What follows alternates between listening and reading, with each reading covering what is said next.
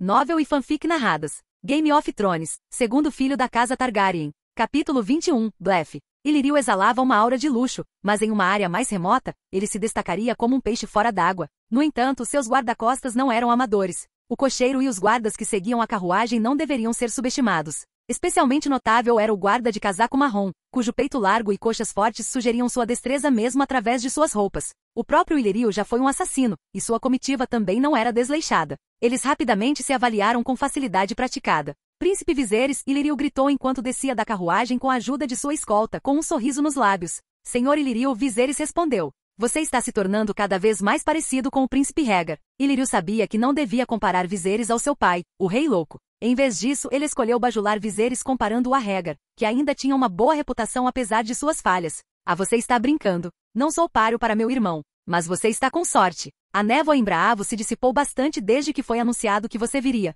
Os dois trocaram gentilezas e seguiram em direção à sala de estar. Illyrio rapidamente notou que Viserys havia mudado. Anteriormente, Viserys era rígido e formal em situações sociais. Agora, ele se portava com confiança casual. Apesar de viver em um lugar que não era tão grandioso quanto antes, Viserys o fazia parecer estiloso com seu porte. Ao passarem pelo pátio, Illyrio notou os manequins e o suporte para armas. Enquanto o suporte limpo para armas podia ser atribuído a servos diligentes, o alvo fictício densamente marcado contava uma história diferente. Indicava que Viserys não havia negligenciado seu treinamento em artes marciais. Logo, eles chegaram à sala de estar. Os móveis eram relativamente comuns, com um número razoável de lâmpadas, tudo cortesia de Morel. No entanto, algumas cadeiras chamaram a atenção de Illyrio, elas eram um pouco largas demais. Quando Illyrio se sentou, ele as achou macias e confortáveis, quase como se estivesse sendo abraçado. Com a intuição de um empresário bem-sucedido, ele imediatamente reconheceu o valor dessas cadeiras. Poderia ser um novo produto da Braavos? Não, se Braavos tivesse algo assim, eu teria ouvido falar, pensou. Poderia ser que o jovem príncipe tivesse projetado a cadeira ele mesmo? Suprimindo sua curiosidade por um momento, Illyrio voltou a se concentrar em Viserys. Ouvi dizer que o príncipe tem feito alguns negócios com empréstimos ultimamente? Assim, é o suficiente para sustentar minha irmã, Viserys respondeu, explicando generosamente como ele havia entrado nessa indústria. Sua atitude restrita impressionou Illyrio. Illyrio sabia que alguns nobres caídos podiam ser excessivamente ambiciosos, mas careciam de habilidades práticas. Não estavam dispostos a fazer nenhum trabalho real e preferiam permanecer pobres. Como um homem de negócios com um instinto pragmático, a atitude de Viserys ressoou com ele. No entanto, se Viserys pretendia viver assim indefinidamente sem nenhuma ambição de restaurar seu reino, seu valor de investimento seria significativamente reduzido. Quais são seus planos para o futuro, príncipe? Illyrio perguntou indiretamente, sondando as verdadeiras ambições de Viserys. Os lábios de Viserys se curvaram levemente em um sorriso de cumplicidade. Em vez de responder diretamente à pergunta de Illyrio, ele fez uma das suas. Você acha que o governo de Robert é estável? Os olhos de Illyrio se arregalaram uma fração antes de ele responder pensativamente. Quando Robert levantou um exército pela primeira vez, ele tinha o apoio do norte, do vale e das terras fluviais. Ele e Ned Stark, Lorde de Winterfell, eram ambos tutelados de Lord Arryn do Vale, e os dois eram como irmãos. Mais tarde, ele ganhou o apoio das terras ocidentais ao se casar com Cersei. Sob essas circunstâncias, Jardim de Cima também jurou lealdade. Quanto a Dorne, eles estão um tanto isolados e fracos. Viserys assentiu, entendendo as implicações. Quando os Targaryens foram derrubados pela primeira vez, Dorne até o abordou para discutir uma aliança de casamento, apenas para depois jurar fidelidade a Robert.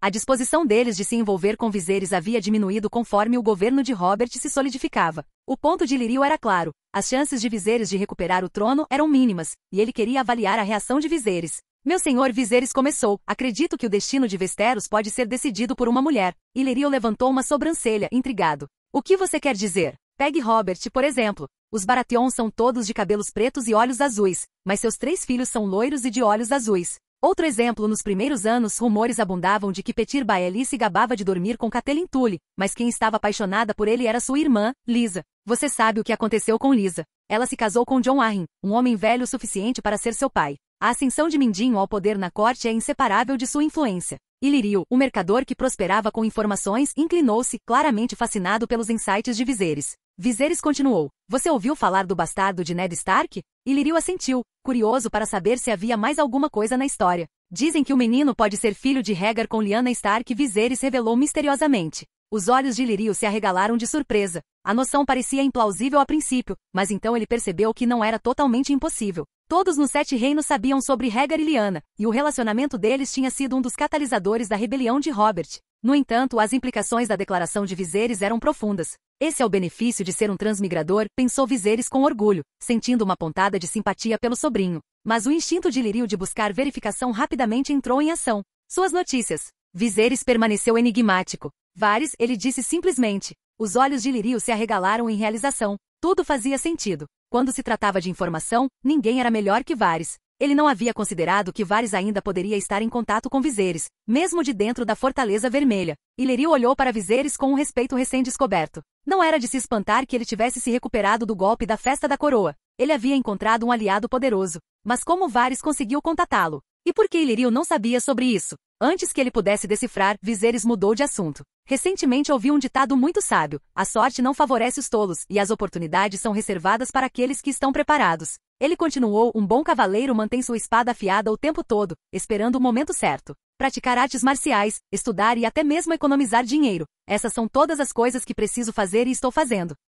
Capítulo 22. Acumulando bens raros. Um homem tão astuto quanto Ilírio não poderia ser enganado pelas palavras elevadas de Viserys. O que realmente o intrigava era a possibilidade de Viserys ter o apoio de Varys. Ele se perguntava por que Varys não o havia informado, mas sabia que era melhor não revelar o segredo deles agora. Ilírio bateu palmas, sinalizando para o guarda vestido de marrom. Traga-me o presente que preparei para o príncipe. O guarda pareceu desconfortável. Sinto muito, milord, deixei o presente na carruagem. Ilírio fingiu raiva. Seu pedaço de lixo inútil, você não consegue nem fazer essa tarefa simples. Vá pegar. Sim, meu senhor. O guarda saiu correndo da sala, seu comportamento relaxando assim que ele se virou. Viserys entendeu o jogo. Se ele não tivesse demonstrado potencial ou valor, o presente talvez nunca tivesse sido dado. Mas ele sabia que era melhor não questionar. Eles manteriam seus pensamentos para si mesmos e manteriam a farsa da amizade. Enquanto o guarda recuperava o presente, Dany finalmente saiu de seu quarto. Ela usava um vestido roxo claro e se movia graciosamente, seu longo cabelo prateado adornado com acessórios delicados. Suas pequenas mãos levantaram a bainha de sua saia, revelando uma visão de beleza etérea. Com seu cabelo prateado e olhos violetas, ela parecia uma fada iluminada pela lua, uma elfa entre flores. Irmão, Dany disse suavemente para Viserys antes de se virar para Ilírio. Este é Ilírio, Viserys a lembrou. Os olhos de Ilírio se arregalaram de espanto enquanto ele olhava para Dany. Ele levou um momento para se recompor antes de retornar à saudação dela. Viserys, percebendo a distração de Ilírio, disse a Dany: venha, sente-se ao meu lado. Dany obedientemente sentou-se ao lado de Viserys, suas costas retas e suas maneiras impecáveis. Ilírio já tinha visto Dany antes na casa com a porta vermelha, onde ela tinha sido uma criança adorável. Agora, ela estava florescendo em uma jovem mulher cativante. Embora ela ainda não estivesse em plena floração, ela já havia desenvolvido uma presença marcante. Na história original, Ilírio deveria conhecer os irmãos Viserys alguns anos depois, quando Dany tinha cerca de 12 ou 13 anos e tinha acabado de começar a menstruar. No mundo de Viserys, tal casamento seria considerado criminoso, mas aqui, era a norma. Mesmo aos 15 ou 16 anos, Dany tinha o potencial de encantar um líder mercenário e torná-lo seu conselheiro leal. A reação de Ilírio ao ver a beleza de Dany, mesmo em uma idade mais jovem, tinha sido de choque. Agora, ao vê-la um pouco mais madura, ele estava igualmente cativado. Ilírio pausou por um momento, então continuou: príncipe, você mencionou que está acumulando riqueza enquanto melhora suas habilidades. Com todo respeito, a acumulação de riqueza é um processo longo para pessoas comuns sem capital. Viserys se inclinou intrigado. Continue. Ilírio sorriu, sentindo o interesse de Viserys. Pegue-me por exemplo. Levei quase metade da minha vida adulta para ganhar meu primeiro pote de ouro. No entanto, levei apenas 2 ou 3 anos para ganhar meu segundo e terceiro potes de ouro. O mesmo princípio se aplica à terra. Pode levar gerações para adquirir a primeira peça, mas uma vez que você a tenha, adquirir mais se torna significativamente mais fácil. Acredito que o mesmo vale para um reino. Você pode precisar de um impulso inicial. Viserys entendeu imediatamente. Você quer dizer um capital inicial? Exatamente, Ilírio assentiu. Casamento é um meio comum de aliança entre nobres, muito parecido com o casamento proposto entre você e Dorne. No entanto, dada a situação atual, Viserys entendeu a implicação. A aliança pode fracassar. Mas se você confiar em mim, acredito que posso encontrar um parceiro de casamento adequado para a princesa Dany, alguém que pode trazer um exército como dote.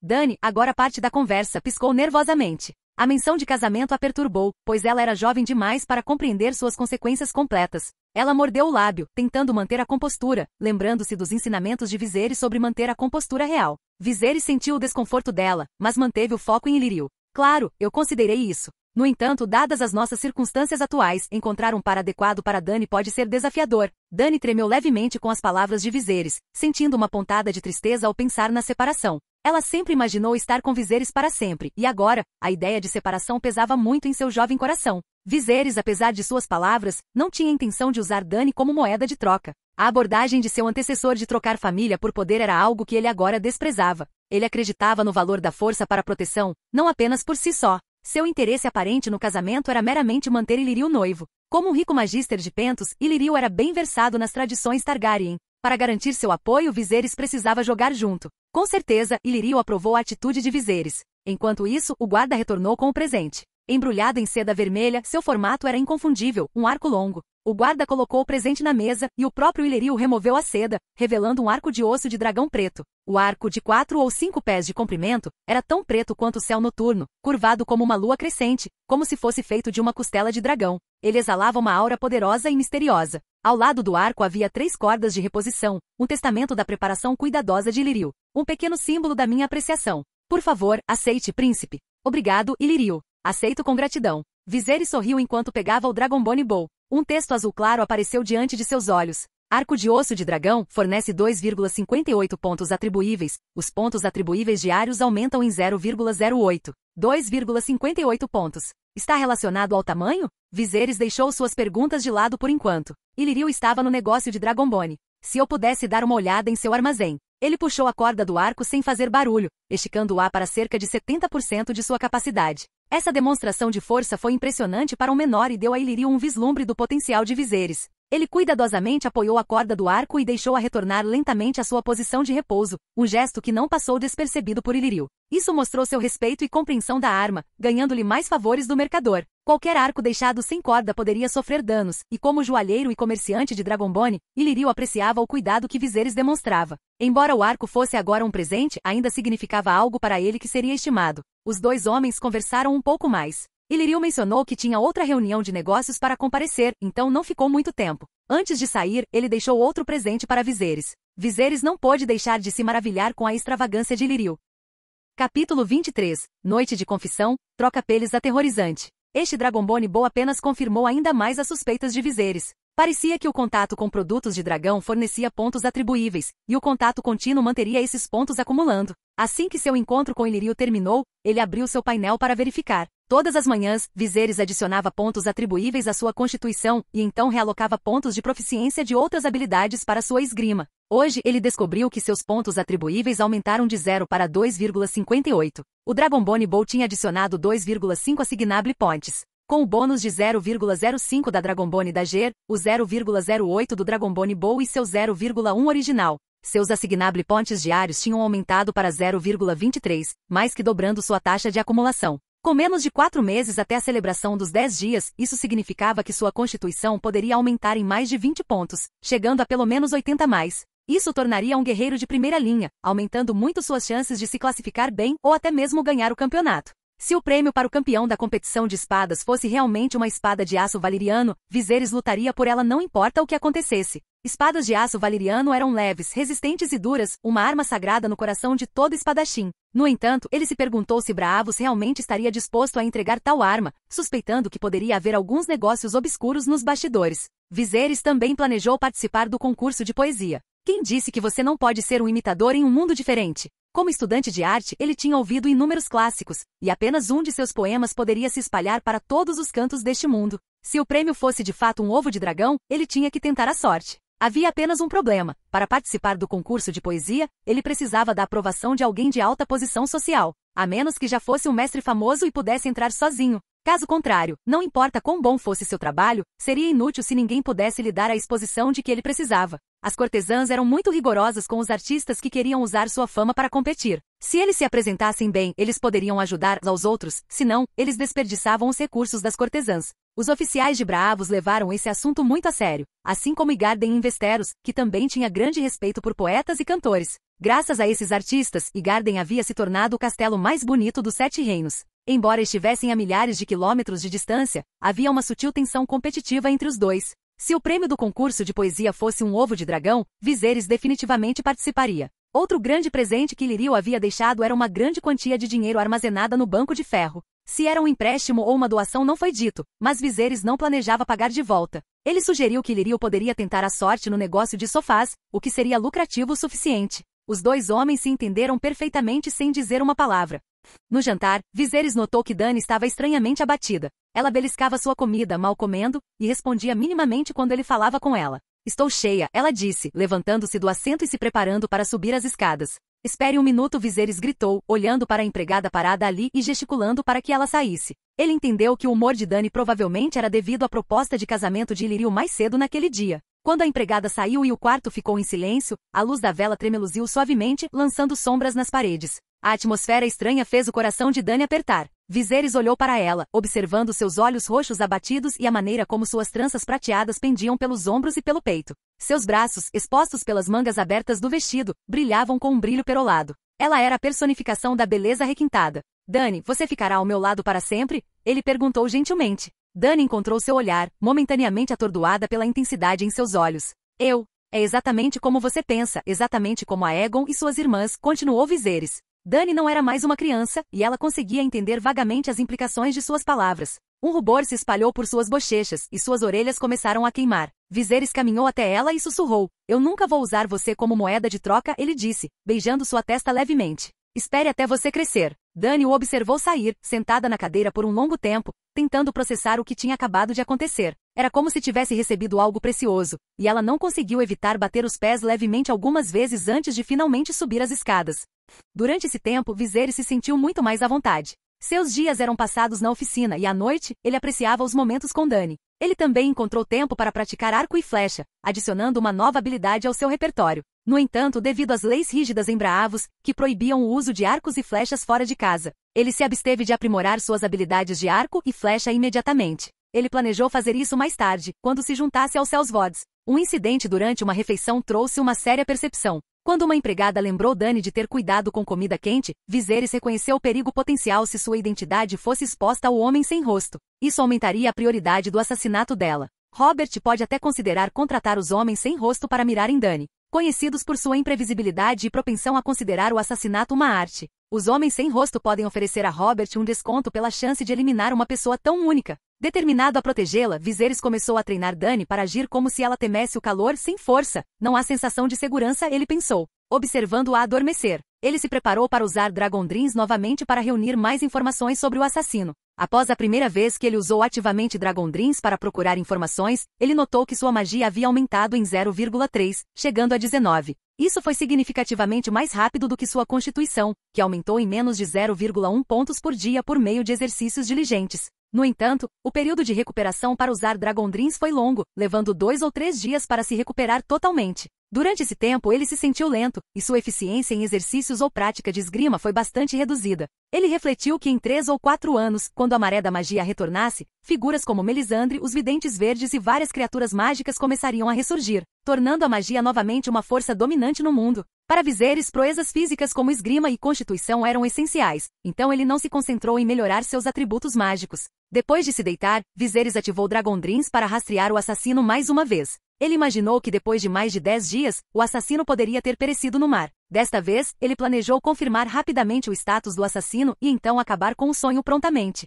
Não demorou muito para Viserys entrar no estado Dragondrins. Ele ouviu as vozes abafadas das gaivotas e o som das ondas se sobrepondo. O sol estava lentamente se pondo no mar, criando um véu dourado. Surpreendentemente, o assassino ainda estava vivo, mas deitado em uma sampana como um peixe morto, aparentemente às portas da morte. No momento seguinte, o assassino ganhou vida, rolou e pegou um pequeno peixe da água. Viserys ficou surpreso. Não, isso é realmente possível. Ele pensou, seu conhecimento de técnicas de sobrevivência excedido. Lembrando de sua vida passada como membro da Força Aérea, ele considerou tomar o assassino como seu mestre em habilidades de sobrevivência. Com sua destreza na pesca, o assassino provavelmente sobreviveria mais 10 dias à deriva no mar. O assassino preparou habilmente o peixe com sua adaga, exibindo certa elegância em seus movimentos. No entanto, Viserys notou algo estranho. Quando o assassino abriu o peixe, seu corpo tremeu como se tivesse levado um soco. Sua expressão também indicava que ele estava sofrendo uma dor intensa. Viserys decidiu não assistir mais e interrompeu a visão. Ele abriu seu painel e viu. Magia 6.1. Em menos de meio minuto, ele havia usado a maior parte de sua magia. Felizmente ele parou a tempo, evitando tontura ou perda de capacidade cognitiva. Viserys sentou-se na cama e olhou pela janela. Estava completamente escuro lá fora. Parecia que o alcance do reconhecimento de Dragondrins poderia abranger diferentes fusos horários. Talvez, ele pensou, um dia pudesse descobrir por que este planeta sempre teve clima extremo. Mas por enquanto, ele deixou a ideia de lado e foi para sua mesa. Uma maneira inacreditável de pescar, ele escreveu. É como uma resposta sinestésica. Ele começou a pensar profundamente sobre o que havia testemunhado. Os peixes reagem rapidamente, e se o assassino tivesse usado uma ferramenta para fisgá-los, isso seria uma coisa. Mas esse cara estava deitado em um barco a remo, pegando peixes com as próprias mãos. Velocidade e precisão, ambas eram essenciais. E com o rosto voltado para o céu, poderia ser que esse cara tivesse uma audição tão boa que conseguisse localizar os peixes apenas pelo som? Parecia impossível. Então houve a sinestesia. A julgar pelo seu estado, ele não estava com falta de comida ultimamente. Havia um suprimento infinito de peixes marinhos, e ele nem tinha perdido muito peso. Mas a reação de tremor quando ele esfaqueou o peixe foi realmente estranha. Poderia ser algum tipo de reação psicológica? Ou um estado negativo? Ou talvez uma punição? Matar um animal e ser ferido em troca, só poderia haver uma explicação. Um skinchanger. Viserys de repente sentiu um arrepio na espinha. Os skinchangers no romance podiam transferir sua consciência para o corpo de um animal, possuindo suas habilidades e sentidos. Os animais que eles possuíam eram chamados de companheiros animais. Águias, cabras, cães, lobos gigantes. Um dos skinchangers mais famosos era Bran Stark, que era um espírito de lobo e herdeiro do corvo de 3 olhos. Ele podia transferir sua consciência não apenas para seu próprio lobo gigante, mas também para Hodor. Além disso, Jon e um bando de selvagens além da muralha também eram skinchangers. As informações sobre skinchangers notaram que se seu companheiro animal morresse, eles também seriam afetados. Se o hospedeiro morresse, a consciência ficaria presa no animal. A reação do assassino após matar o peixe era notavelmente semelhante à de um skinchanger. A julgar pela situação atual, o assassino foi capaz de capturar um companheiro animal em um curto período de tempo. E depois de matar o companheiro animal, ele poderia continuar a suportar os efeitos de sua morte. Isso indicava que ele poderia ser um skinchanger de alto nível, um de nível muito alto. Com uma habilidade tão forte de invadir a consciência, ele poderia invadir diretamente a mente das pessoas? Viserys bateu na mesa com alguma ansiedade e xingou em voz baixa: droga! Robert, aquele bajulador de merda, onde diabos ele encontrou um trapaceiro desses? Capítulo 24. Templo dos Monsingers. Ele nunca deve ter permissão para desembarcar. Viserys sentiu um suor frio brotar em sua testa ao pensar nas habilidades demonstradas pelo assassino. Os trocadores de pele são aterrorizantes. Eles podem controlar completamente os animais para assassinar ou envenenar sem deixar nenhum vestígio. Suas habilidades são tão formidáveis quanto seus próprios Dragondrins. Mas Viserys rapidamente se acalmou. Primeiro de tudo, é improvável que um assassino tão poderoso esteja sob o comando de qualquer um. Caso contrário, seria um desperdício usá-lo para uma tentativa de assassinato de alguém como ele. Se o assassino trabalhava para Robert, então por que não usá-lo para resolver seus problemas de dívida primeiro? O preconceito de Robert contra as terras ocidentais poderia ter sido explorado para se livrar de Cersei e até mesmo do velho leão, Tywin. E se o assassino pertencesse a Mindinho ou Varys, seria ainda mais impossível. Esses dois não confiam facilmente. Mindinho sempre conspirou para chegar ao poder. Para matar Jon Arryn, o pai adotivo de Ned e Robert, ele teve que manipular sua amante Lysa. E quem sabe o que Varys está tramando? Se Varys pudesse controlar um skinchanger tão poderoso, ele já teria tirado vantagem disso.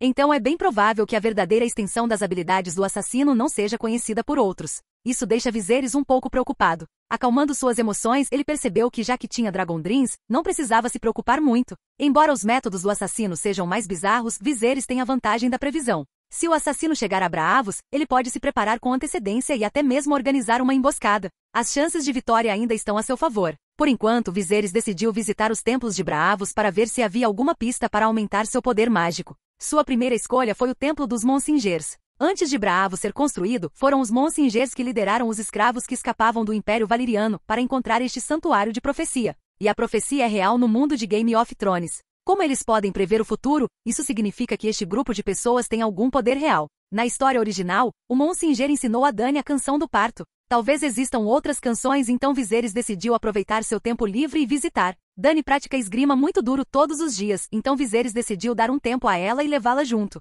Para onde estamos indo? Dany perguntou animadamente. A última vez que ela saiu com Viserys foi para comprar peixe. Vamos ao templo Monsinger. Traga algum dinheiro. Ok, ela respondeu entusiasticamente. Ela trocou de roupa para um vestido azul claro, prendeu o cabelo branco prateado em um rabo de cavalo e o deixou cair atrás da cabeça. Viserys não pôde deixar de notar o quão bem as roupas de cor clara complementavam seus cabelos e tons de pele. Em um mundo onde tudo parece um pouco sujo e escuro, os dois rapidamente se tornaram o foco das atenções onde quer que fossem. Os irmãos entraram na carruagem e depois de meia hora passaram por uma ponte em arco, avistando o Templo dos Cantores da Lua à distância. Dany, sentada na carruagem, levantou a cortina e olhou para fora com seus olhos roxos. Ela imediatamente reconheceu o edifício branco como Templo dos Cantores da Lua. O templo todo branco se destacava proeminentemente entre as outras estruturas. Era o maior templo em Braavos, construído para homenagear e agradecer aos Cantores da Lua. O grande palácio de mármore era coberto por uma grande cúpula branco-prateada, cercada por janelas de vidro branco leitoso representando as diferentes fases da lua.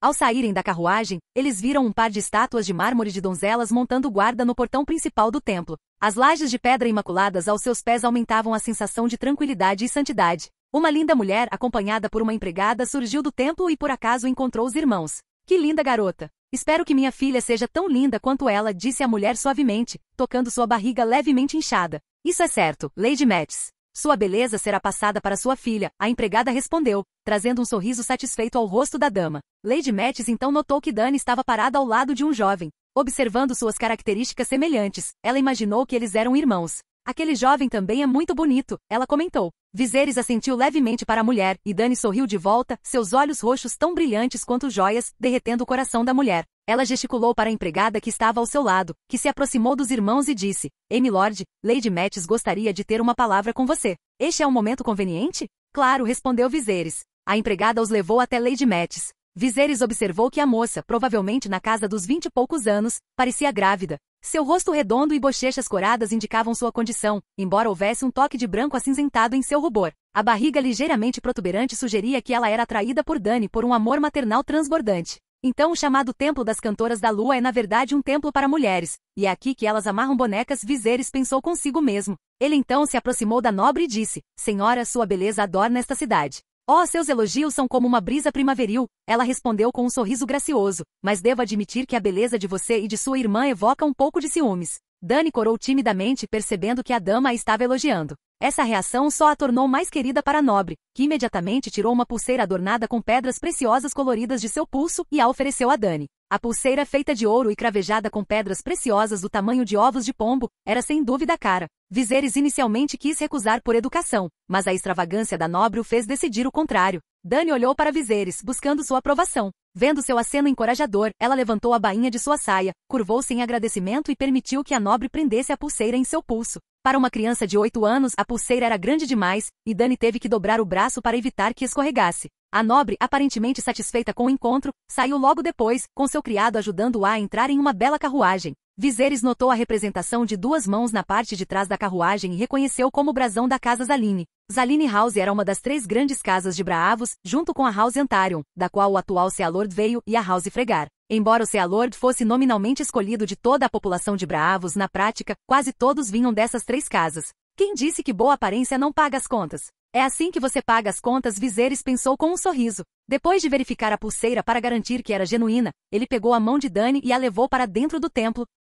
Capítulo 25. Canção da Lua. Após entrar no templo, Viserys e Dany ficaram impressionados com a brancura imaculada das paredes, domo e estátuas. A luz do sol filtrava-se através de janelas representando diferentes fases da lua, criando um lindo círculo de luz no chão, dando a impressão de um círculo mágico sob seus pés. Esse efeito encantador se somava à atmosfera serena e sobrenatural do templo. As 3 estátuas de deusas na frente do templo eram as mais chamativas. Esculpidas em mármore, cada estátua tinha 4 ou 5 metros de altura, lembrando a grandeza da estátua de Davi que Viserys tinha visto em sua vida anterior. A deusa central segurava um livro e usava um capuz, enquanto as 2 deusas de cada lado, um pouco mais baixas, seguravam uma espada e uma lâmpada, respectivamente. À direita dessas estátuas, havia uma caixa de doações de madeira amarela, onde os visitantes colocavam dinheiro após rezar. Viserys notou alguém rezando silenciosamente diante das estátuas, com as mãos entrelaçadas em reverência. Não querendo perturbar o adorador, ele levou Dany para explorar os murais que retratavam as lendas dos cantores da lua. Um mural chamou a atenção de Dany. Irmão, olha, a lua está rachando, ela sussurrou.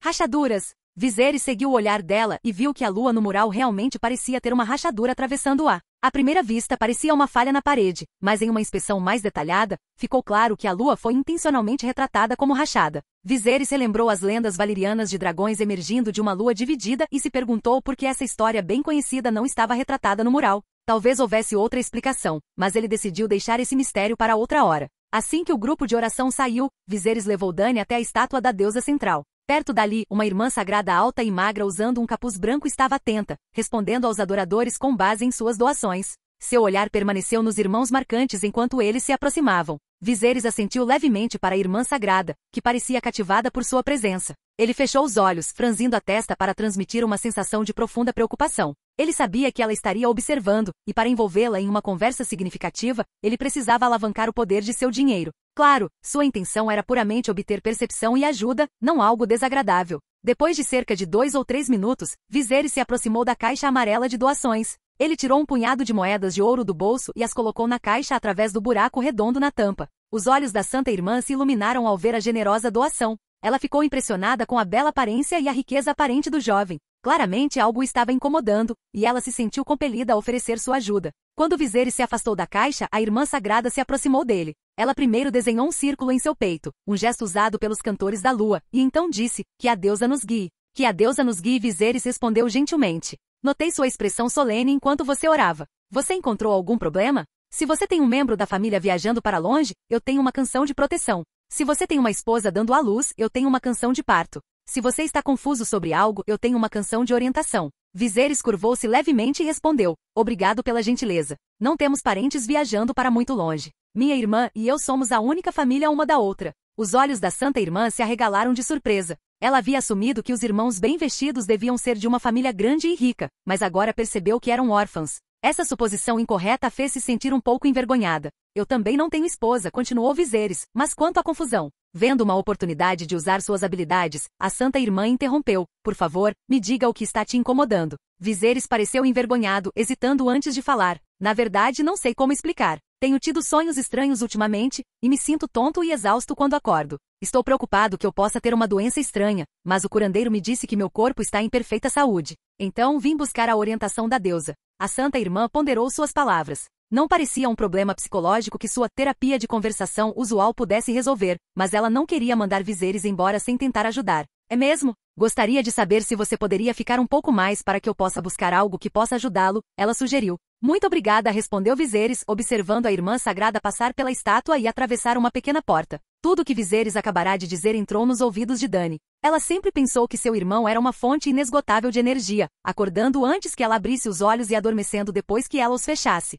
Ela nunca imaginou que Viserys teria um problema tão grande com seu corpo, e a percepção a deixou muito preocupada. Ela não conseguia deixar de se culpar. 5 minutos depois, a Santa Irmã retornou, segurando um fino livreto na mão. Meu senhor, acho que podem ser as coisas em seus sonhos que o estão incomodando. Esta é a canção da lua, do templo de canto da lua. Cantá-la sob o luar trará paz de espírito e pode ajudá-lo. Viserys olhou para o livreto e percebeu que estava levemente amarelado, como se a própria Irmã Sagrada o tivesse usado. Este deve ser seu item pessoal. É muito precioso. Acho que não posso aceitá-lo. A Santa Irmã sorriu calorosamente, puxando as linhas finas nos cantos da boca, o que fazia as pessoas se sentirem à vontade. Não se preocupe, eu memorizei o conteúdo. Considere isso um presente. Um presente. Isto, Viserys hesitou antes de aceitar o livreto, e subconscientemente ativou seu painel. Para sua surpresa, quando sua mão tocou o livreto, seu valor de Magic imediatamente se recuperou em 5 pontos. Parecia ser uma coisa boa. Percebendo que a viagem valia a pena, Viserys se tocou e percebeu que estava com pouco dinheiro. Então ele disse se desculpando, sinto muito, mas acho que voltarei em breve. Posso falar com você de novo então? A Santa Irmã sorriu e disse, claro, isso não é um problema. No entanto, seus olhos se voltaram para a pulseira na mão de Dany, entendendo que seu pequeno álbum de recortes não valia aquilo. Capítulo 26, Canção da Lua Parte 2. Após perceber o valor da Canção da Lua, Viserys decidiu retornar para sua residência com Dany. No caminho, ele descobriu que o livreto continha cerca de 3.000 palavras, com o conteúdo principal sendo louvor e adoração à lua. O texto foi escrito em valeriano e tinha um ritmo bonito, tornando-o mais um canto com tons. Também exigia a visualização do luar durante a leitura, o que adicionava um nível de dificuldade. Enquanto Viserys estava absorto na leitura, Dany perguntou a ele, irmão, você tem sonhado muito ultimamente? Haha, estou bem, Viserys respondeu, sentindo um calor em seu coração enquanto acariciava sua cabeça, percebendo que ela estava preocupada com ele. Dany, no entanto, secretamente resolveu lembrá-lo de descansar mais daquele dia em diante. À noite, Viserys achou o luar particularmente bonito. A luz prateada se espalhou pelo chão, criando uma atmosfera tranquila. Com a Canção da Lua em mãos, Viserys subiu para um lugar alto e começou a cantar suavemente conforme as instruções. Ele olhou para seu valor de magia, que estava atualmente em 11,6. Após a oração do livreto, Viserys começou a cantar. A lua brilhante está no céu, e sua luz brilha sobre as estrelas. O luar é como uma sombra, o luar é como água. Enquanto ele recitava, ele sentiu uma energia fria fluir em seu corpo. O cansaço em seu espírito foi aliviado, e seu humor se tornou mais tranquilo e indiferente. Após cerca de 1/4 de hora, Viserys verificou seu painel e descobriu que seu valor de magia havia se recuperado em 2 pontos, chegando a 13,6. Viserys ficou muito surpreso. A taxa de recuperação de sua magia era várias vezes mais rápida. Isso significava que ele poderia usar Dragon Dreams com mais frequência, dando a ele uma chance melhor contra o assassino. Ele continuou a recitar, e dessa vez seu valor de magia aumentou novamente, chegando a 15,2. parece estar se recuperando um pouco mais devagar, ele pensou. Ele calculou que o efeito de recuperação havia diminuído em cerca de 20%, o que significa que ele poderia recuperar cerca de 6 pontos de magia em 1 hora, e ainda menos na segunda hora. Mas uma noite foi o suficiente para restaurar totalmente sua magia. Viserys continuou a cantar e depois de 3 horas, sua magia estava totalmente recuperada. Parece que o limite superior do meu poder mágico não aumentou. Talvez eu não tenha cantado o suficiente? Viserys ponderou. No entanto, ele percebeu que além de restaurar seus pontos de magia, o canto também parecia repor sua energia. Era quase 1 da manhã, mas ele não estava com sono. Em vez disso, sua mente estava afiada e ativa. Espere, se o Templo dos Cantores da Lua tem benefícios tão poderosos, o que dizer do Templo do Senhor da Luz? Viserys de repente percebeu que havia tropeçado em um tesouro de oportunidades. Nos romances, a primeira maga Melisandre, que serve ao lado humano, adora o Senhor da Luz. Se o Templo dos Cantores da Lua oferecia tais vantagens, então certamente o Templo do Senhor da Luz tinha ainda mais a oferecer. Além desses dois bravos também tinha o Templo do Pai das Águas, o Refúgio Sagrado, e a infame Casa do Preto e Branco.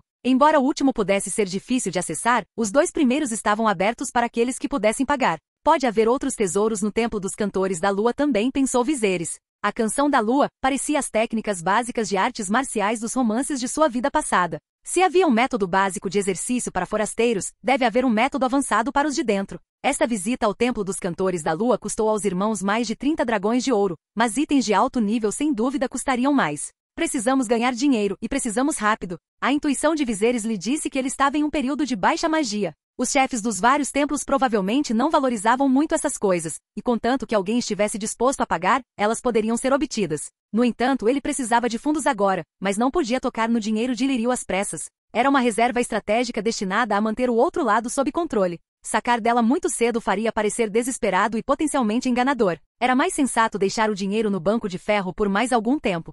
Nos 2 dias seguintes, Viserys aproveitou o bom tempo e o luar todas as noites, planejando que Dany praticasse a Canção da Lua com ele. No entanto, ele ignorou um problema. Dany agora era considerada meio alfabetizada, e havia muitas palavras que ela não entendia ou nem conhecia. Durante seu tempo em Braavos, os irmãos foram levados para lá por Sor Willendarre, que infelizmente faleceu alguns anos depois. Dany ainda era muito jovem na época e não conseguiu aprender muito durante aqueles anos. Sua educação atual era quase como educação pré-infantil, então Viserys teve que contratar outro tutor para ensiná-la a ler e escrever corretamente. Viserys aproveitou a oportunidade para escrever parte do conhecimento de sua vida passada em caracteres chineses para que ele não esquecesse. Entre as informações mais importantes estavam os pontos da trama do romance original, incluindo vários eventos importantes e os destinos dos personagens. Claro, isso incluía as partes relevantes para Dany. É por isso que ele não lhe ensinou chinês. Viserys gostava de ler livros de história antes de sua jornada, pois a história frequentemente fornecia soluções para problemas atuais. Ele contava a Dany histórias de seu mundo, mudando os nomes e detalhes, o que também o ajudava a aprofundar sua compreensão desses contos.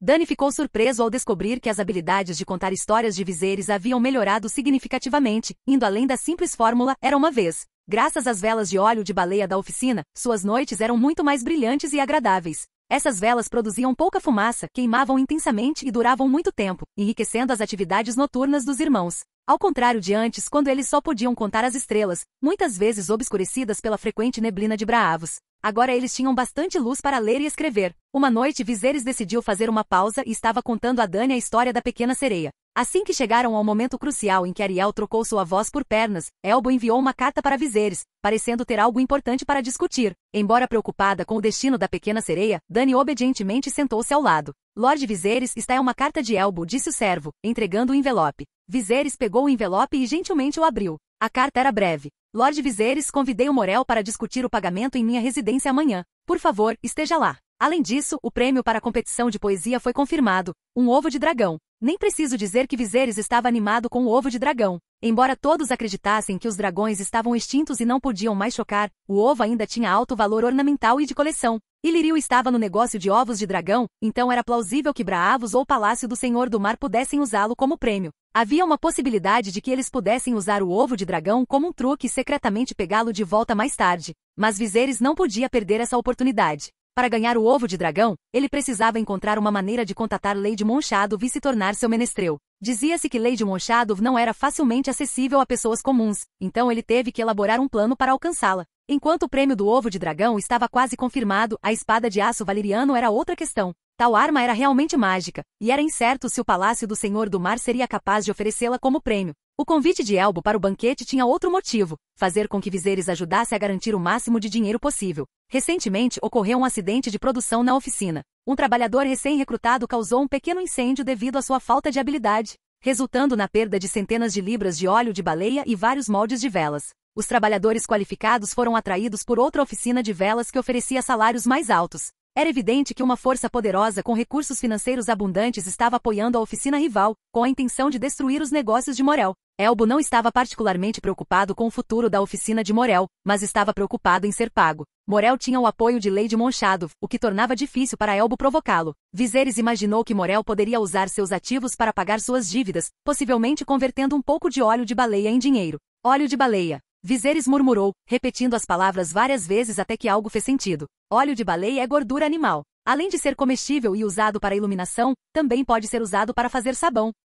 De repente animado, Viserys pegou uma caneta e papel e começou a anotar seus pensamentos. Dany, parada ali perto, tentou espiar por cima do ombro dele, mas não conseguiu entender os estranhos caracteres quadrados que ele estava usando. Viserys ainda não tinha lhe ensinado essa língua. Conforme escrevia, Viserys ficava mais animado, preenchendo 4 ou 5 folhas de papel antes de finalmente parar. Ele olhou para a pilha de papéis com satisfação, como se pudesse ver flores desabrochando nas páginas. Dany, Viserys disse alegremente virando-se para ela. Em breve teremos um ovo de dragão.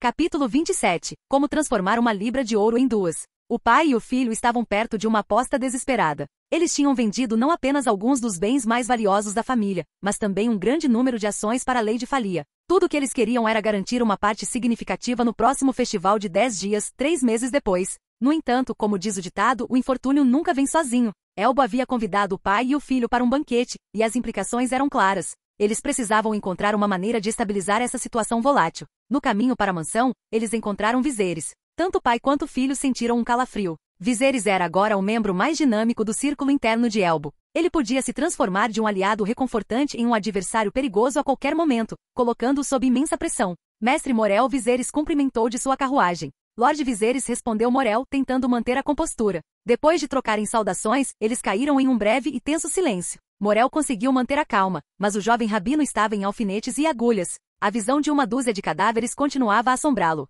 Ele próprio havia lidado com as consequências dessas mortes, uma memória que nunca poderia esquecer. O pensamento de se tornar um deles fez seu desespero crescer. Elbo mencionou que tinha um bom vinho, muito emocionante, disse Morel finalmente, tentando quebrar o silêncio com um comentário insignificante. Viserys interpretou isso como uma simples saudação e respondeu, então vamos nos apressar e chegar cedo ao banquete. Sim, ótimo, repetiu o rabino, quase ansiosamente demais. Viserys pediu ao motorista que acelerasse, deixando o pai e o filho ansiosos para trás. O rabino observou a poeira levantada pela carruagem de Viserys à sua frente, sentindo uma profunda sensação de desolação. Ele acreditava que, aos olhos de Viserys, eles já tinham se tornado a parte perseguida por pagamento. Lembrar do incidente do comedor de peixe só aprofundou seu medo, fazendo com que suas mãos e pés ficassem mais frios. Para se acalmar, Rabi se agarrou ao pensamento de que Lady Falia tinha uma participação na oficina, e Elbo não ousaria forçá-los muito longe. Isso lhe dava uma frágil sensação de segurança. No entanto, ele estava bem ciente de que Falia possuía muitas propriedades e não estava claro quanta ajuda eles poderiam fornecer. Eles estavam essencialmente usando o nome de Falia para ganhar vantagem contra Elbo, que não sabia da verdadeira extensão do envolvimento de Faria.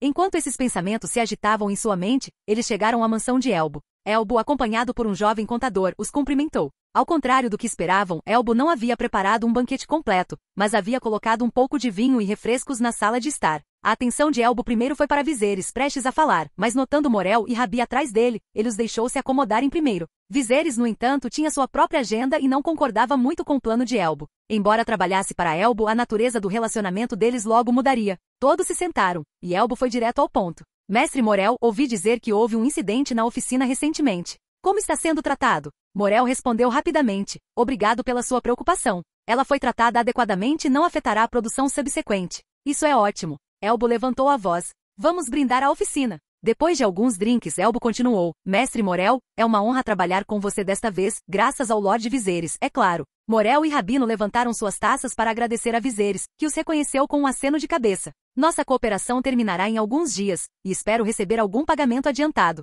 Sei que isso é um pouco rude, mas posso reduzir a quantia, disse Elbo, estendendo as mãos desamparadamente. Acredito que você entenda que somos responsáveis por muitas pessoas. Lá vem pensaram Morel e Rabi, sentindo uma sensação de afundamento em seus estômagos. Eles sabiam que esse era o teste de Elbo, e seu futuro dependia de hoje. Na realidade, o dinheiro que eles tinham estava longe de ser suficiente, já que quase todo ele tinha sido investido de volta na oficina. Eles esperavam ganhar tempo até que o primeiro lote de mercadorias fosse entregue, o que poderia dar a eles algum espaço para respirar. O que eles realmente precisavam era que Elbo concordasse em atrasar o pagamento um pouco mais. Morel pareceu preocupado e disse: "Sinto muito, mestre Elbo. Temos obrigações com os outros também e entendo sua posição. Fique tranquilo, assim que o primeiro lote de mercadorias for entregue, pagaremos sua taxa o mais rápido possível." "Sim, o mais rápido possível", acrescentou o Rabino, tentando soar convincente. Viserys tocou o queixo, observando a mudança de expressão de Elbo. Ele observou com interesse enquanto Elbo continuava: "Ah, é mesmo? Ouvi alguns rumores preocupantes recentemente de que todos os trabalhadores qualificados da sua oficina foram embora.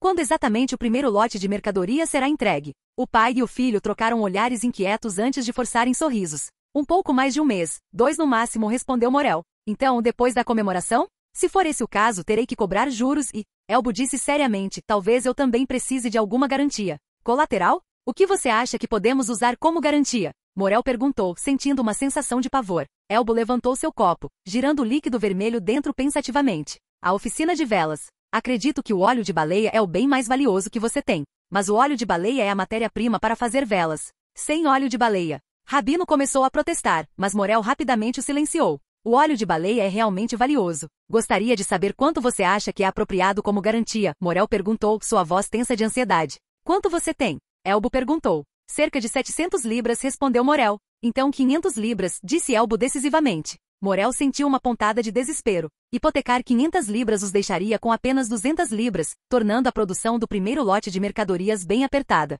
A real intenção de Elbo era vender a garantia para outra oficina de velas. Se não fosse pelo envolvimento de Falia, ele teria pegado tudo sem hesitar. Assim que Morel e seu filho estavam prestes a discutir, uma voz como o som da natureza soou: "Elbo, não estou com pressa para minha parte. Se minha parte for temporariamente reservada, acho que devemos deixar 350 libras de óleo de baleia para a oficina." O Rabino olhou para Viserys com gratidão, nunca esperando que esse deus da morte, em seu coração, se revelasse uma pessoa tão atenciosa. 350 libras tornariam a produção do primeiro lote de mercadorias muito mais fácil. Morel, mais experiente e perceptivo, viu a deserção inesperada na mesa de negociação. Foi surpreendente que Viserys se opusesse diretamente a Elbo dessa maneira. Elbo, enquanto isso, olhou para Viserys com algum desgosto, mas rapidamente disfarçou sua irritação. O que há de errado com ele? O que esse garoto está fazendo? Viserys continuou em um tom calmo e confiante. "No entanto, tenho 2 condições."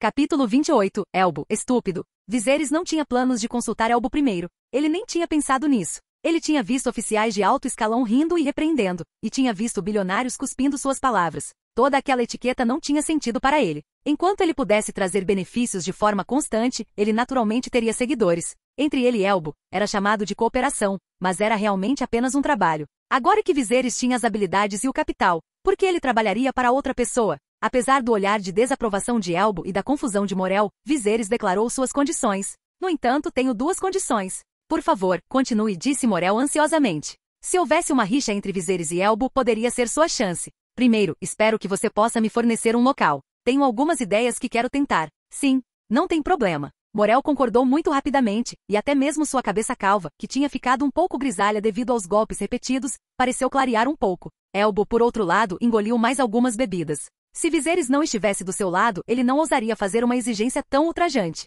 350 libras, ele estimou que só receberia 200 libras no fim do dia. Quanto à parte de Viserys, ele disse que não precisava se preocupar com isso se não quisesse por enquanto. "Segundo, preciso que você me apresente a lei de Falia." Elbo olhou para Viserys, o canto da boca se curvando em um arco de zombaria. Ele percebeu o que Viserys estava tentando fazer. Ele provavelmente queria arriscar nessa oportunidade e então ter seu próprio negócio. Elbo não conseguia entender por que Viserys iria querer fazer isso. Ele sabia quanto dinheiro Viserys tinha. Essa quantia poderia ser o suficiente para manter uma vida relativamente decente. Mas se ele quisesse fazer algo significativo, ele deveria desistir disso o mais rápido possível. E suas chamadas ideias. Havia muitas pessoas embravos com ideias, e mais ideias surgiam todos os dias do que peixes no mar. Qual era a razão dele? Elbo pensou que Viserys estava arruinando seu próprio bem hoje. Mas considerando o poder de Viserys, ele poderia suportar por enquanto. No entanto, ele então pensou que talvez não fosse uma má ideia. Quando Viserys tivesse sido rejeitado e perdido todo o seu dinheiro, ele estaria em uma posição melhor para lidar com ele. Além disso, ele poderia simplesmente ver Falia de Monchado quando quisesse?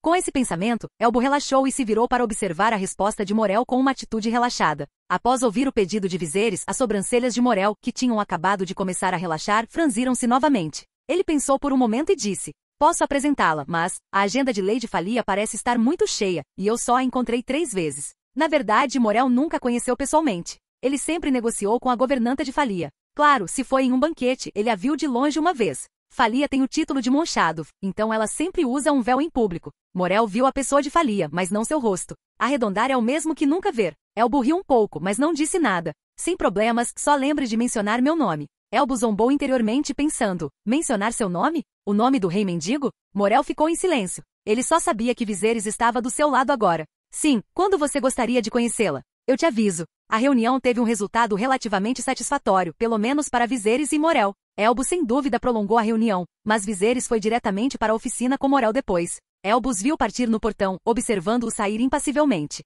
O incidente não foi grande coisa, mas também não foi pequeno. Claro, o poder de Viserys foi um fator significativo. Assim que chegaram à oficina, Morel imediatamente encontrou um lugar adequado e arrumado para Viserys. Todos os tipos de equipamentos estavam disponíveis, e Viserys ficou muito satisfeito. Primeiro, ele pediu para alguém comprar todos os materiais para ele e então confiou especialmente a um patrulheiro para ser o zelador. Considerando a questão da confidencialidade, Viserys fez quase tudo sozinho. Os outros só tiveram que ajudar com o trabalho pesado. No começo, o rabino ficou um pouco curioso, imaginando o que Viserys estava fazendo com os cobertores. Mas sob a tutela do pai, ele imediatamente começou a fazer velas e não fez mais perguntas. Viserys planejou fazer algumas amostras primeiro, e os materiais de que precisava não eram muitos. Coisas como óleo de baleia foram tiradas diretamente do depósito, e Morel e seu filho não disseram nada. Da manhã à tarde, Viserys esteve ocupado a maior parte do dia e finalmente obteve resultados. Olhando para a substância espessa e mole no caldeirão, que parecia um mingau de arroz espesso, Viserys sabia que tinha conseguido. Tudo o que restava era deixá-la descansar por um tempo.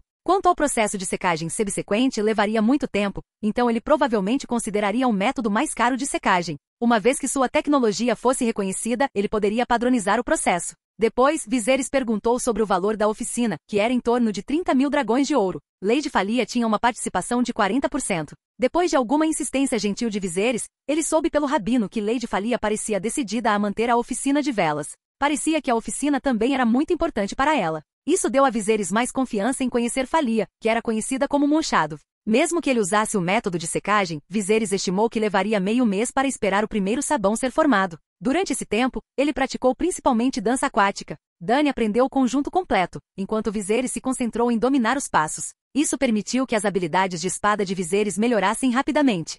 Esgrima, mestre, 2164, 10000 mais.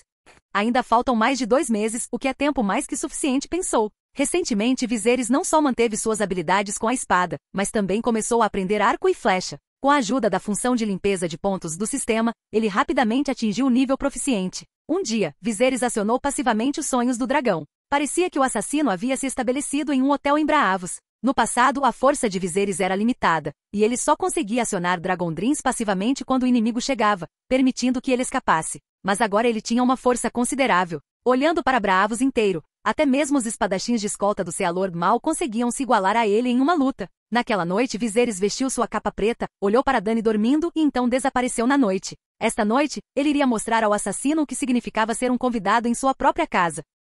Capítulo 29. O bordel temático. Os Dragondrins de Viserys ainda não eram fortes o suficiente para serem alvos diretos. Desta vez, as informações que ele obteve por meio de um Dragondrin passivo não eram totalmente precisas. No entanto, embora suas habilidades mágicas pudessem ser limitadas, suas habilidades de raciocínio não eram. Embora Braavos seja vasta, certos locais-chave servem como centros de transporte e pontos de encontro. Por processo de eliminação, ele poderia reduzir as possibilidades. Primeiro, Purple Harbor, o maior porto marítimo de Braavos, só permite que navios locais atracem. Suas tavernas e pousadas atendem exclusivamente aos moradores locais, a menos que alguém particularmente rico ou poderoso chegue. Dado que o assassino estava no mar há mais de 10 dias, era improvável que ele fosse encontrado lá. Portanto, Purple Harbor foi descartado. O lugar mais provável era Hagman's Harbor, adjacente a Purple Harbor, que é especializado em receber forasteiros. Entre as estalagens, havia a estalagem da Enguia Verde. Na história original, Sam, o bom amigo de Jon Snow, já a havia visitado, assim como Arya Stark. A estalagem era conhecida por sua diversidade, com estrangeiros falando várias línguas.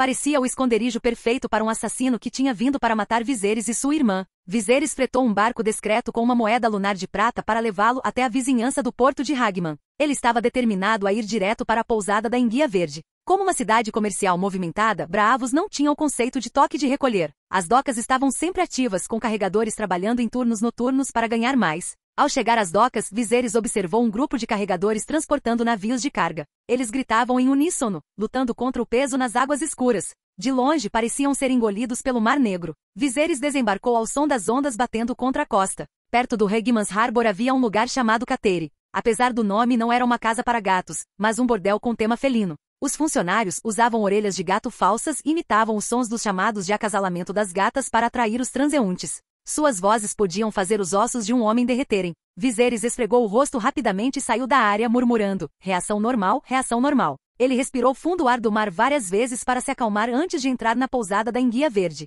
A pousada da Enguia Verde era a maior pousada da área, com um interior espaçoso. Cada pilar era adornado com 2 ou 3 castiçais, e a pousada usava velas de óleo de baleia, o que a tornava excepcionalmente brilhante. A maioria das áreas era claramente visível, e 5 ou 6 garçonetes serviam vinho. Alguns hóspedes, notavelmente os patifes, beliscavam-nos nas nádegas, mas as garçonetes não resistiam, sabendo que tais hóspedes davam mais gorjetas. Viserys examinou a movimentada estalagem, notando a multidão diversa de pelo menos 100 pessoas. A clientela era uma mistura de moradores locais, Westerosi e até 2 Dothraki com espadas curvas nas costas. A julgar por suas tranças curtas, os Dothraki pareciam ter perdido mais batalhas do que vencido, indicando que estavam longe dos guerreiros temíveis tipicamente associados à sua espécie. Encontrar o assassino em tal multidão não seria uma tarefa fácil. Viserys notou 3 grupos principais de pessoas conversando, um falando a língua comum e 2 falando valeriano. Vestido como marinheiro com um turbante marrom, Viserys se misturou bem e não atraiu muita atenção. Ele primeiro se aproximou do grupo que falava a língua comum. Eles estavam discutindo a rebelião nas Ilhas de Ferro alguns anos atrás, um tópico que provavelmente não interessaria a um assassino de Westeros. Ele então se moveu para os 2 grupos que falavam valeriano, mas eles estavam absortos em discussões sobre a próxima celebração de 10 dias. Percebendo que o assassino não estaria entre aqueles que discutiam fofocas locais, Viserys pediu uma taça de vinho e encontrou um ponto de observação de onde podia observar a estalagem. Ele avaliou sistematicamente os clientes, tentando identificar qualquer um suspeito. 2 homens vestidos com roupas extravagantes como galos em um galinheiro, eram claramente dançarinos aquáticos locais e podiam ser descartados. Vários vendedores com grandes pacotes pareciam igualmente improváveis de serem assassinos, dado seu comportamento e hábitos. Viserys rapidamente percebeu que esse método de identificação era ineficiente. Um assassino habilidoso seria adepto da camuflagem. Decidindo por uma abordagem mais ousada, ele escolheu atrair a cobra para fora de seu buraco. Qualquer um que demonstrasse interesse no rei mendigo seria altamente suspeito. Viserys acenou para uma garçonete, uma garota de cerca de 17 anos. Ela tinha uma figura um pouco mais rechonchuda do que a média e tinha um sorriso cúmplice. Viserys pegou a mão dela e, embora ela fingisse se afastar, ele lhe deu um punhado de dragões de ouro. Por favor, compre uma bebida para todos, ele disse em um tom de flerte. Diga a eles que é um presente do marinheiro Sinbad, que quer ouvir histórias sobre o rei mendigo. O resto é seu. O batimento cardíaco da garçonete acelerou ao ver os pequenos tesouros amarelos em sua mão. Ela deu outra olhada no marinheiro Sinbad, e achou as características faciais por trás de sua barba bem bonitas. Sua resistência derreteu. Ela sentiu, colocando um dragão dourado em sua manga e foi até o bar. O estalajadeiro, um homem careca na casa dos 40 com um queixo duplo proeminente de anos de bebedeira indulgente, permaneceu atrás do bar. Ver alguém pagar por uma rodada de bebidas trouxe um brilho aos seus olhos, significava maior rotatividade. Ele pegou uma xícara de cobre dourada e bateu nela com uma colher. Din din din kim. A colher batendo na xícara fez um som agudo, e a estalagem imediatamente ficou em silêncio enquanto todos voltavam sua atenção para o bar. O estalajadeiro apontou na direção de Viserys e anunciou: pessoal, nosso marinheiro, Lord Sinbad, gostaria de oferecer uma bebida a todos. Vamos levantar nossos copos para ele. Para Sinbad, para Sinbad. Os clientes aplaudiram. Era sempre bom beber de graça, e eles levantaram seus copos na direção indicada pelo estalajadeiro. Viserys assentiu em reconhecimento. O estalajadeiro continuou: Lord Sinbad gostaria de saber algo sobre o rei mendigo. Gostaria de saber se alguém pode nos contar sobre ele.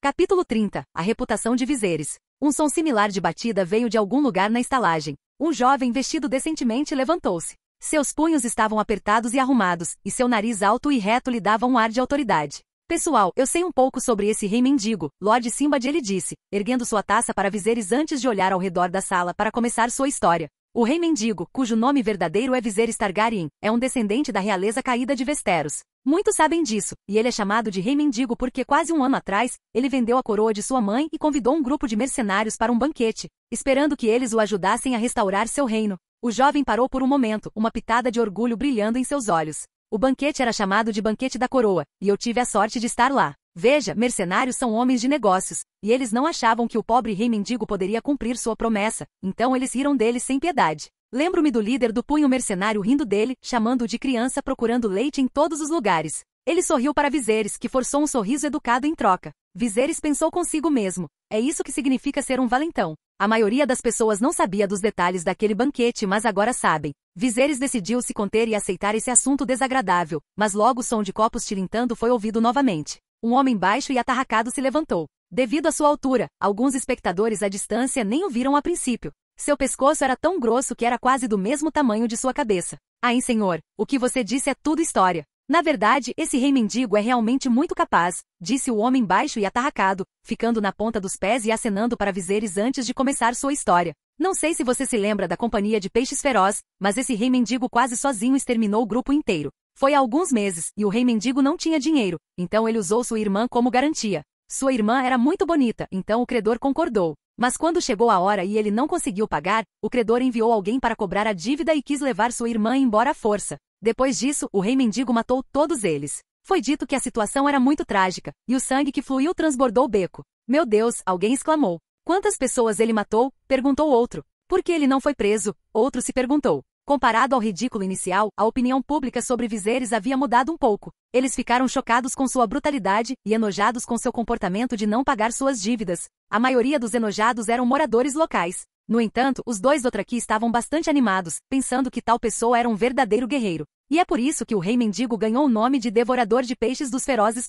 O homem corpulento continuou, então contou à multidão sobre como Viserys havia trabalhado na oficina como operário. Esse sujeito corpulento parecia gostar de usar expressões exageradas. Ele disse que a sarjeta havia ficado vermelha. Embora fosse exagerado, as vozes que desprezavam Viserys por não pagar suas dívidas desapareceram, substituídas pelo espanto de que Braavos havia produzido outro homem feroz. Os dois Dothraki ficaram ainda mais animados. Eles bateram no peito e soltaram rugidos estranhos, atraindo a atenção dos outros. As duas primeiras pessoas já tinham dito tudo o que podiam dizer, e Viserys agradeceu a todos e então se levantou para ir embora. Na verdade, enquanto o homem baixo contava a história, Viserys estava observando os outros pelo canto do olho. Ele notou que, como os dois homens estavam falando tão vividamente, ele não notou nada em comum. Ele decidiu ficar do lado de fora por um tempo. Se o assassino estivesse na estalagem, ele provavelmente o seguiria. Se não, ele iria para o próximo lugar. Se o assassino entendesse a essência do reembolso, ele poderia ter que ir para o gatil. Viserys diminuiu o ritmo e andou por uma pequena estrada com poucas pessoas. Depois de andar por meia hora sem ver ninguém o seguindo,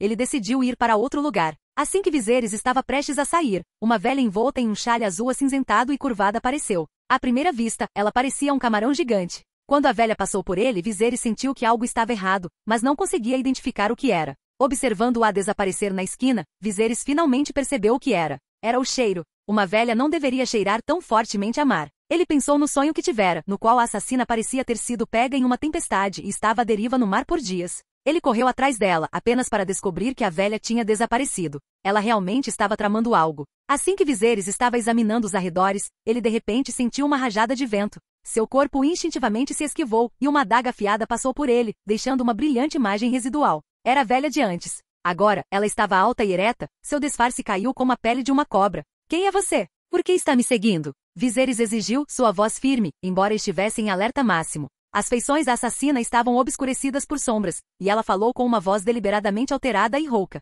O que te faz pensar que estou te seguindo? Robert te enviou? Viserys perguntou, estreitando os olhos. Deve ter sido difícil ficar no mar por tantos dias, certo? Os olhos da velha se arregalaram em choque. Como ele sabia sobre a tempestade? E o navio das Aline House? Como ele me rastreou até aqui? Essa percepção repentina de suas lutas recentes a enervou, fazendo-a se sentir exposta e vulnerável. O assassino, sentindo o perigo da situação, virou-se e fugiu com a agilidade de um gato preto. Viserys, mantendo a calma, sacou sua besta e atirou na direção em que ela fugia. Uau! Baque! Um som confirmou seu golpe. Ele se aproximou cautelosamente e encontrou o assassino caído imóvel no chão, como se estivesse paralisado. O veneno do peixe marinho não poderia ter funcionado tão rápido, Viserys pensou, virando a assassina no momento em que ela engolia algo. Percebendo que era uma pílula de veneno, ele rapidamente lhe deu um soco no estômago, fazendo-a convulsionar e cuspir um líquido preto e fétido. Ao ver sua tentativa de suicídio frustrada, ela tentou morder a língua, mas o veneno já havia feito efeito, enfraquecendo sua mandíbula. Uma vez certo de que ela não era mais uma ameaça, Viserys começou a revistá-la, com os olhos arregalados de surpresa. Uma assassina! Ele exclamou. Obrigado por assistir. Se gostou, não se esqueça de deixar o like e se inscreva. Quanto mais apoio, mais vídeos.